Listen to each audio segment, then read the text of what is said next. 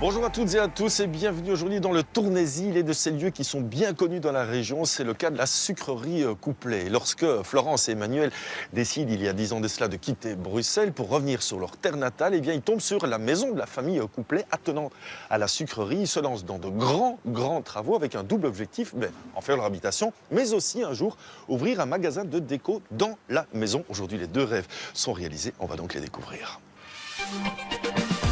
Si vous aimez la montagne, la neige et le rock'n'roll, ceci est pour vous. Un chalet fun, décalé et super équipé, bienvenue au Rock'n'Love.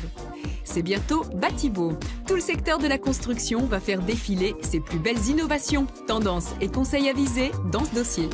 Quand on a posé un plancher massif, il faut ensuite le poncer et le traiter. Et c'est plutôt facile à faire avec les bons conseils de Valentine et de Robert. Ah, c'est clair qu'elle est plutôt impressionnante, évidemment, cette maison, grande maison, c'est ce qui vous plaisait, hein, c'était d'avoir de l'espace. À Bruxelles, où vous habitiez avant, c'était pas possible. On habitait dans un appartement de 100 mètres carrés et puis on pensait que la famille allait s'agrandir, donc effectivement on cherchait une maison beaucoup plus grande. Là on aimait évidemment les espaces. Ouais. Sauf qu'à Bruxelles c'était impayable. C'était impayable, donc pour un budget un peu plus raisonnable, on est revenu dans notre région natale, on est tourné et voilà, on est tombé sur cette magnifique maison. Vous aimiez l'atmosphère qui se dégageait de cette habitation, vous aimiez pas vraiment travailler et bricoler à l'époque, et pourtant il a fallu s'y faire. Hein. À l'époque effectivement j'avais un tournevis et puis quand on est arrivé ici, ça n'a pas suffi, puisqu'il a fallu refaire l'électricité, l'eau, le chauffage, l'isolation. Et vous avez tout fait vous-même? On a tout fait nous-mêmes. Pendant 10 ans? Pas 10 ans, mais presque. Ouais. On dit chapeau bas dans ces cas-là. Merci beaucoup. Alors Emmanuel, l'espace déco de votre épouse, il est situé juste ici à gauche. Soyez patient, on ira le découvrir tout à l'heure. Mais avant cela, on le voit dès le hall d'entrée. Cette maison, elle avait un caractère que vous vouliez absolument garder. Bien sûr, on voulait absolument préserver le carrelage, un carrelage d'époque qui est magnifique. On voulait garder les radiateurs en fonte, les moulures sur les plafonds. Ouais. Ça fait partie de la maison et ça fait son charme. Ouais. Allez, on retire nos manteaux, on se réchauffe quelque peu et puis vous, on vous laisse prendre possession petit à petit du lieu.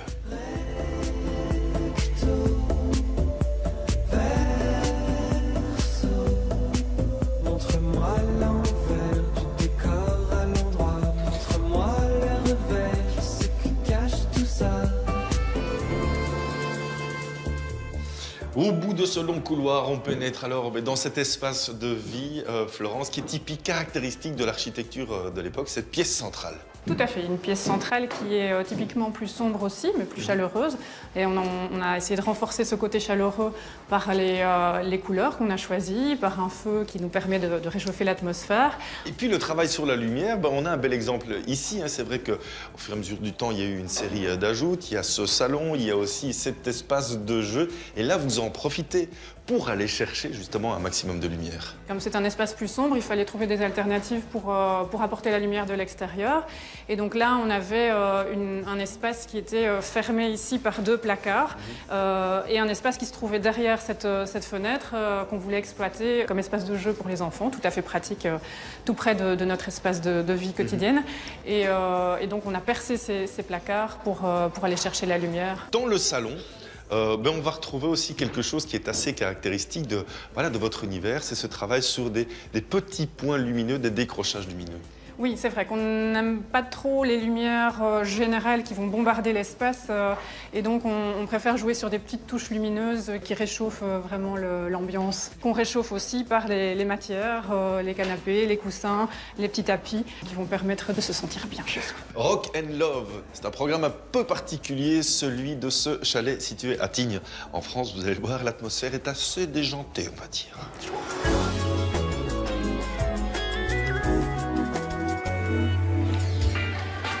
Pleine affluence sur les pentes ensoleillées de la station de Tignes, au cœur des Alpes françaises. Ces skieurs ont la chance de pouvoir bénéficier aujourd'hui d'une météo de rêve. À cette altitude, presque 3000 mètres, on aperçoit l'ancien village en contrebas. Et c'est justement là que se situe une des sensations déco de cet hiver, le chalet Rock and Love, dont le nom à lui seul est déjà tout un programme.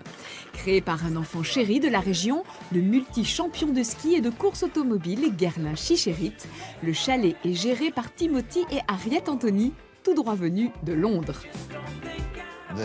Tout est parti du nom Rock and Love. C'est comme ça que Guerlain voulait l'appeler. Il adore le rock, c'est un thème très années 60-70. C'est super coloré, c'est un peu comme un magasin de bonbons ici.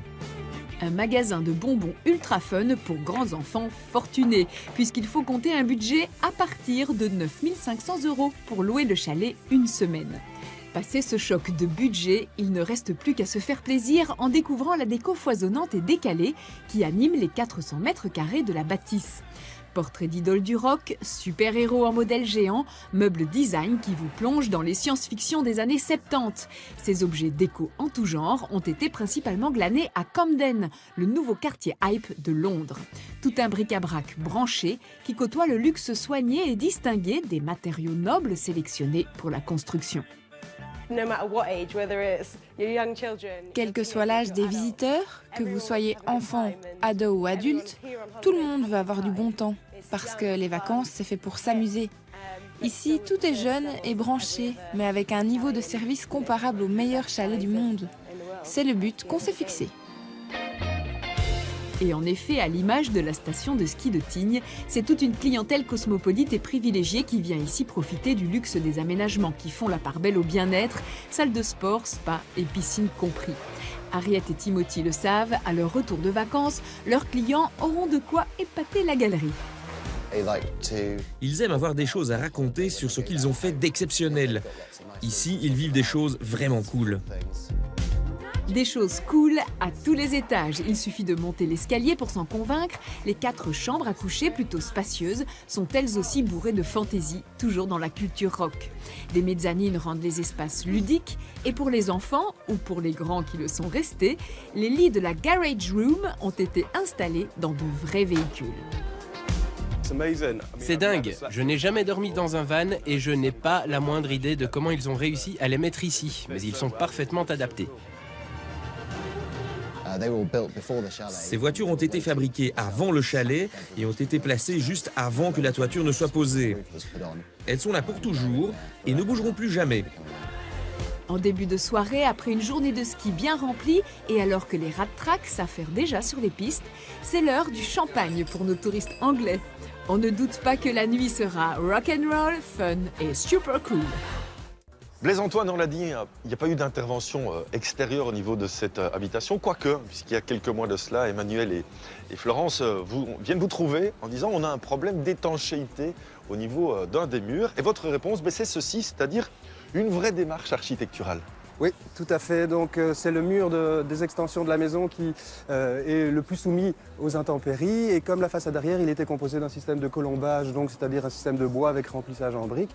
Et le bois avait très très mal vécu. L'idée n'était pas de venir en concurrence avec la maison, mais de proposer une solution qui soit techniquement efficace, mais qui puisse s'harmoniser avec l'ensemble de la maison. Quand on regarde cette intervention en détail, on remarque ceci, ce décroché qui va permettre quoi d'alléger l'ensemble. Oui, c'est ce qu'on appelle en architecture une articulation. Eh bien, parlons d'articulation alors. Voilà, c'est tout simplement un petit artifice entre guillemets de façon à permettre d'articuler la nouvelle intervention par rapport à l'existant, donc de lui permettre de s'affirmer quelque peu.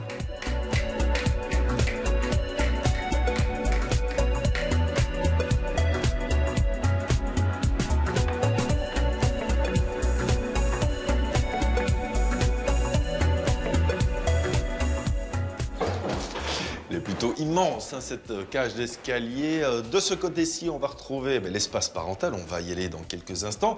Et puis ici, c'est une des 2 chambres. Je crois qu'on s'y amuse. Ce qui va marquer, Florence, c'est vraiment à la fois l'utilisation des éléments d'architecture, mais aussi de la couleur pour donner une personnalité. Oui, tout à fait. C'est vrai qu'on voulait vraiment tirer parti des pièces de mobilier qui étaient intégrées dans l'architecture. Qui existaient. Et on a voulu jouer avec la couleur qui justement met en évidence ces éléments. Alors ici dans cette chambre c'est plutôt les tonalités vertes. On va retrouver du bleu, un bleu intense de l'autre côté. Ça veut dire que pour vous on peut vraiment se permettre d'aller à fond dans les couleurs. C'est vrai que ce sont des pièces dans ce genre de maison qui sont très isolées les unes des autres et donc on peut tout à fait se permettre de jouer sur les couleurs qui l'une à côté de l'autre ne fonctionneraient pas. Et je vois que ça fonctionne par contre pour les jeux, on passe d'une pièce à l'autre. J'ai très envie de prendre celui-là. Pour prendre la direction de Batibo, puisque dans quelques jours Batibo va ouvrir ses portes et donc on va découvrir les grandes tendances de Batibo 2017. On est parti!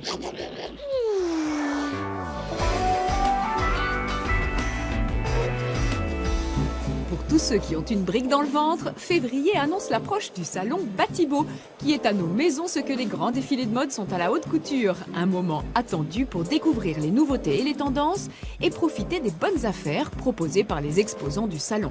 À Batibo, on peut voir des architectes, des spécialistes pour réaliser votre rêve de la meilleure manière et à moindre frais. On pourra confronter les idées qu'on a rassemblées sur Internet avec de véritables experts. On pourra leur montrer nos plans et puis on pourra s'inspirer en découvrant de nouvelles matières et en touchant aussi de nouvelles matières. C'est ça la spécificité de Batibo, c'est de pouvoir avoir les 5 sens et tout sur place. Il faut dire que le secteur de l'immobilier est très actif, comme nous le confirme la Fédération des notaires. On constate qu'il y a une hausse des transactions de 8,2% par rapport à l'année dernière. Quand on reprend tous les baromètres qui ont été publiés par le notariat depuis 2009, c'est la plus forte progression. C'est quand même quelque chose qui est assez exceptionnel. En Wallonie, le marché des maisons traditionnelles est très stable, ce qui est plutôt rassurant pour investir. En revanche, le prix des appartements tend à augmenter, de même que celui des terrains à bâtir qui se raréfie. Une situation plutôt favorable pour se lancer. Aux acheteurs, j'ai envie de dire foncez. Pourquoi ? Parce que pour l'instant, les taux d'intérêt, s'ils étaient très bas en 2016, ont une légère tendance à remonter. C'est l'effet Donald Trump aux États-Unis. On ne sait pas très bien ce qui va se passer. Les marchés financiers sont un peu frileux et donc les taux d'intérêt pourraient remonter. Donc il est peut-être temps de penser à investir et de compter ses économies pour pouvoir se lancer. Se lancer, c'est ce qu'a fait la famille Leclerc il y a déjà quelques années. Comme beaucoup de jeunes couples aujourd'hui, Delphine et Ronald ont acheté leur maison en prévoyant une rénovation en plusieurs phases, au fur et à mesure de leurs besoins et de leurs moyens. Lorsqu'on est arrivé, on avait 2 enfants. Après, on en a eu 3. Donc, on a eu besoin d'un espace un peu plus grand. Et donc, voilà, on voulait plus d'espace, mais on voulait surtout une meilleure communication. Parce qu'en fait, avant, la maison était fort cloisonnée. On a commencé par agrandir. Et en fait, on a profité de cette extension et tous les nouveaux aménagements pour refaire le reste du rez-de-chaussée, où on a tout refait du sol au plafond. L'idée était vraiment de revenir avec une nouvelle annexe ouverte à l'arrière sur le jardin. Et voilà, il se retrouve maintenant avec un espace ouvert et agréable, très lumineux. Pour en arriver là, Delphine et Ronald ont dû faire beaucoup de choix, mais aujourd'hui, les sources d'inspiration sont nombreuses et Batibo est l'occasion de se conforter dans ses idées. C'est là qu'on a repéré notre cuisine. On a eu le coup de cœur, on s'est dit tiens, voilà, c'est tout simple, c'est tout basique, mais c'est ce qu'on recherche. Donc après, on a été en magasin, on a profité même des promotions Batibo. Côté tendance déco, la cuisine et la salle de bain se confirment comme des pièces à chouchouter, tout comme les matériaux naturels qui reviennent en force. Il y a aussi effectivement une tendance cosy, le fait d'être bien confort chez soi. Et là, on voit aussi une tendance au retour à la nature, toujours dans la maison. C'est un peu une lame de fond depuis quelques années. C'est-à-dire qu'à l'heure où on est hyper connecté, on aime retourner aussi dans des matières brutes à l'intérieur de la maison, parfois proche de la nature, avec un jardin qui nous inspire l'envie d'évasion. Pour les économies d'énergie, rendez-vous dans les palais consacrés à l'isolation, le chauffage ou la ventilation, ou dans l'espace conseil sur les primes ou les nouvelles normes.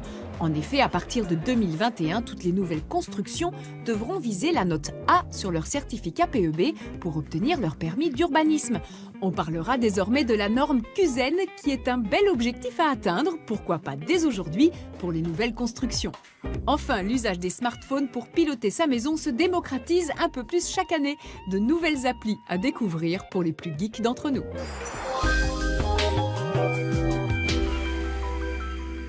Je rappelle les dates du salon Batibo qui se tiendra à Bruxelles Expo. C'est du 18 au 26 février. Nous y serons bien entendu pour une émission spéciale le samedi 18.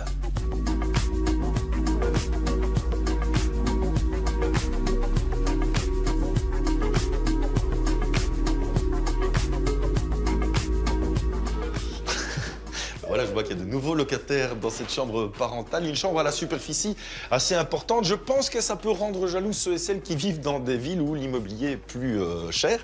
Ce dressing aussi peut rendre pas mal de gens jaloux. Ah oui, évidemment, il est déjà très grand et puis en plus il est très bien situé. Il est entre la chambre à coucher et la salle de bain. On peut même dire que la salle de bain fait un petit peu partie du dressing, c'est très pratique. On en sort directement, on a ses affaires. Avec ses petits pieds sur la moquette. Il fait chaud, l'atmosphère est chaleureuse. Ouais. Et puis ici, on arrive directement dans la salle de douche. Alors, il y a eu quelques travaux de transformation. Au départ, il y avait une douche plus fermée. C'est vrai que maintenant, on a cette ouverture vers le dressing. Là, on a changé simplement l'aménagement. Ça change la salle de bain, mais par contre, on garde vraiment les évacuations installation, c'est quand même beaucoup plus simple que de tout changer de place. Alors au niveau du lavabo, on a aussi ce contraste entre le bois et le carrelage. Voilà, le carrelage ici qu'on va retrouver au niveau du sol, dans la douche et sur les murs. Eh bien, on va utiliser ici un meuble en bois qui va réchauffer l'atmosphère. Et ici, on a une vase qui va être encastrée. Donc, on a une partie qui est apparente et l'autre partie qui est dans l'épaisseur du bois. Vous restez avec nous, hein? Bah oui. On va de chez toi jusqu'à ce qu'on voit le monde et que le temps ne compte pas l'un contre l'autre. Le mien sera nôtre. Il est grand temps maintenant de faire un petit détour par ce lieu, cet espace consacré à la déco. C'est votre magasin, c'était aussi une partie de votre rêve de créer cet espace chez vous. Oui, tout à fait. Alors ça a un côté pratique, ne le cachons pas, au niveau familial, mais c'est aussi un moyen de recevoir les clients dans un intérieur convivial, vraiment comme chez soi, et de prendre le temps avec eux et de pouvoir les conseiller dans un environnement réel. Dans cette démarche, vous mettez quelques grandes marques en avant, mais aussi toute une série de designers moins connus, dont des Belges. Oui, tout à fait. Ça, c'est la volonté du projet dès le départ, c'est de venir apporter des créations belges et de faire découvrir des designers régionaux au public, effectivement.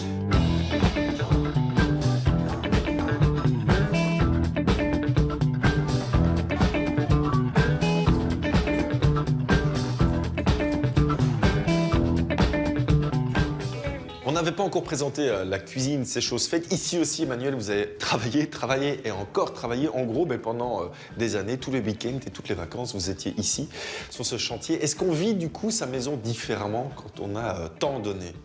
Effectivement, je pense qu'on en profite beaucoup plus. Et puis surtout, on connaît la maison de A à Z. S'il y a un petit problème quelque part, on sait exactement où il faut intervenir. Alors comment vous avez fait pour rester ensemble? Parce que c'est vrai que souvent dans les couples, on s'engueule pendant les chantiers. Ça arrive, mais on a bien divisé les tâches. Moi, je fais le gros œuvre, et Florence a fait les finitions. Donc pendant que je travaillais quelque part, puis à un moment j'arrivais, et puis voilà, cette pièce était finie. Puis c'était trop tard pour moi. Vous n'avez plus rien à dire. Voilà. Comme souvent dans ces cas-là. Si c'était à refaire aujourd'hui, je ne le referai pas. Quand même, pourquoi? Maintenant, il faut profiter un peu de la vie, les enfants, faire du sport, et voilà quoi. Oui, mais maintenant que vous savez vraiment bien bricoler, vous pourriez vous relancer dans un autre chantier. Je pense que je pourrais être un très bon contrôleur de travaux finis. Ah oui, c'est bien ça. Mais recommencer de zéro, non. Mais ça, je donne des formations, si vous voulez. J'adore ça.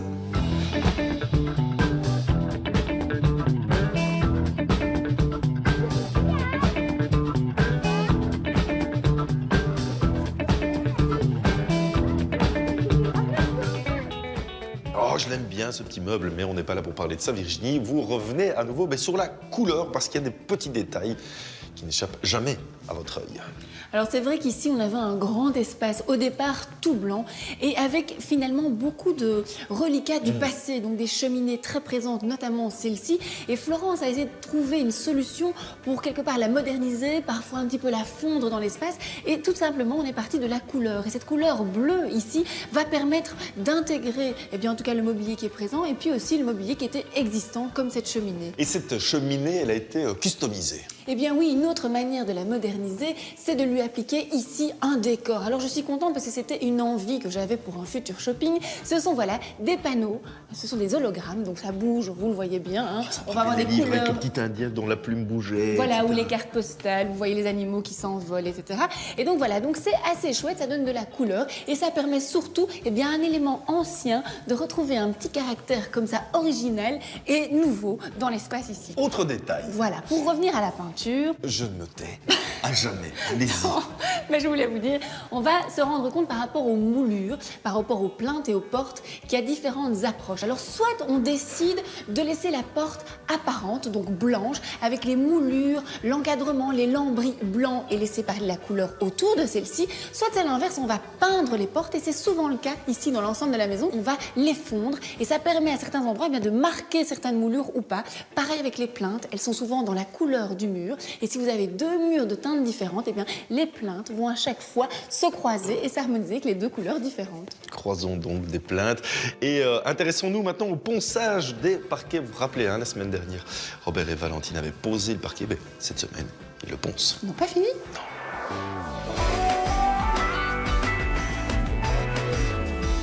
Une brique dans le ventre avec Gédimat. Matériaux et conseils pour les pros et les particuliers. J'ai reconnu votre traces de chaussures de chantier qui ont sali mon parquet tout neuf. Mais ne vous en faites pas. On va passer un coup d'aspirateur et de toute façon, il va falloir poncer parce qu'un parquet en pin nécessite un traitement. Oui, donc en gros, vous l'avez fait exprès. Voilà, c'est ça.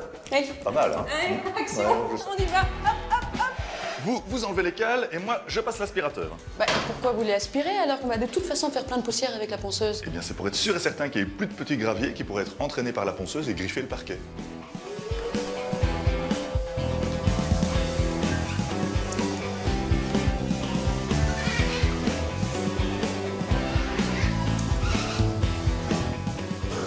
Alors, prêt pour les choses sérieuses?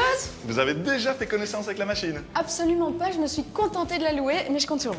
Vous allez voir, elle est très gentille. Il faut pas la contrarier. Un peu comme moi, quoi. Oui, enfin, quand vous tirez le manche, elle va dans un sens, et quand Ouais. vous poussez, elle va dans l'autre. Ok. C'est tout ce que je dois savoir? Si vous sentez que la machine vous emporte, vous lâchez tout. Non, quand même pas. Juste la poignée de commande.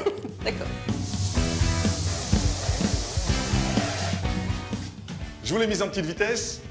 Je vous passe le relais. Elle a l'air quand même plutôt docile, hein. Ah, mais non, elle part chaque fois. Ah, voilà. Ah, Voilà. Non, mais c'est pas grave, il voulait faire une baignoire de toute façon là-bas. Pas de souci. Alors, vous levez la machine pour aller vers la droite. Vous la poussez pour aller vers la gauche. On lève pour aller à droite. Hop. Vous devez toujours aller dans le sens du fil du bois, évidemment. Et ben voilà, vous en sortez très bien. Maintenant que j'ai compris le principe, vous n'aurez pas un format un peu plus féminin? Attendez, j'ai peut-être quelque chose. Oui. Format fer à repasser, ça ira? On n'est pas sorti du cliché, mais je crois qu'aujourd'hui je vais assumer. Alors c'est pour faire les angles et les bords que je ne sais pas faire avec la grosse machine. Ah, bah donc c'est quand même un peu utile. Évidemment.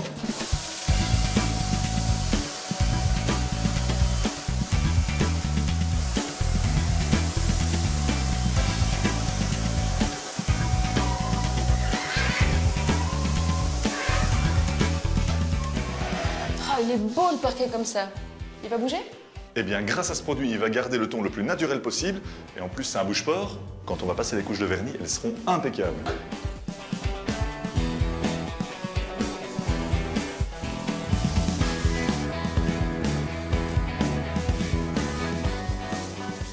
Ça sent un peu l'alcool, non?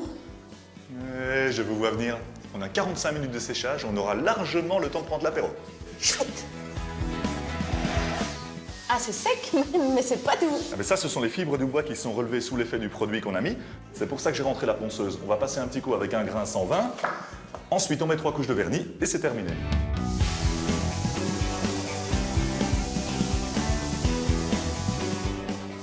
Ah bah voilà, maintenant c'est vraiment doux. Eh ben alors si c'est doux, c'est parti pour le vernis. Même consigne que tout à l'heure pour la pause.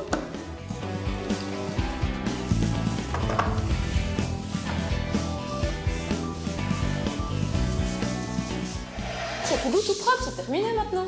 Ah non, pas du tout, on doit encore poser les plaintes. D'accord, la semaine prochaine? Ah, la semaine prochaine alors. Pour d'autres trucs.